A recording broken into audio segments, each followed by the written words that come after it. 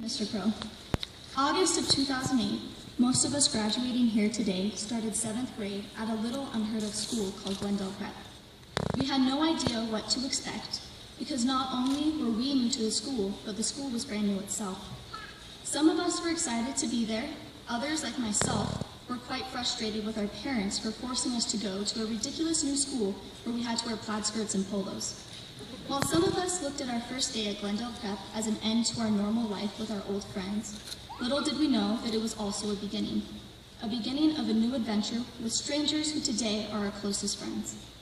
Throughout these last 6 years, we've laughed together, cried together, danced together, stressed out together, played sports and won championships together, discussed great ideas together, and traveled across the country together. I'm pretty sure this list is endless. I think a lot of days we took what we had for granted. Though our days were full of hard work and study and frantic rushing in the mornings to finish homework we neglected the night before, our high school experience was one that very few kids get the opportunity to have.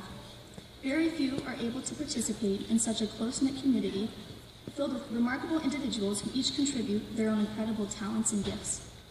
Also, in contrast to many other schools that teach students merely to know, this school has taught us that it is not enough merely to know, we must become something.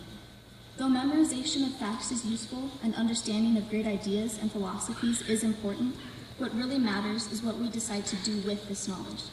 We need to use it to help shape our lives and the world around us. For years we have studied what it means to be true, good, and beautiful, what it means to be a virtuous man or woman, and what it means to be just, and so on and so forth. We cannot let what we've learned just rest in the recesses of our minds. We must live what we've learned and teach what we've been taught, not only through our words, but our example. There is a universal truth that all of us at one time or another will have to face in life. Everything eventually ends. Life is full of change and progression. I think that's what makes a lot of good times precious, is that they end. I think the older we get, the more we look back and realize how short the years are, how fast they go by, but also how critical they are, as they have the capability to affect the rest of our lives for the good or for the bad.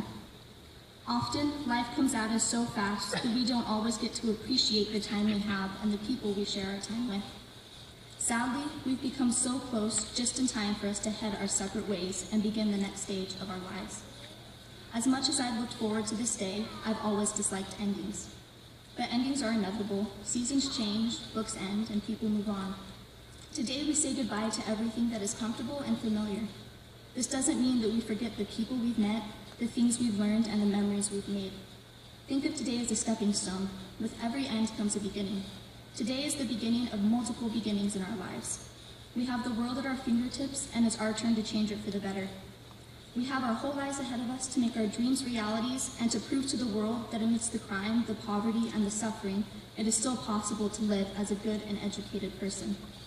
I'm not going to stand here and tell you that your whole life is going to be as easy and simple as skipping through a field of daisies while beckoning others to join the ranks of the virtuous. Life just isn't like that. It's not always easy, but learn to enjoy it. We are human, we'll make mistakes.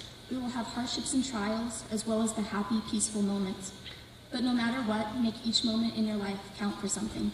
Excellence is never an accident, it's the result of hard work.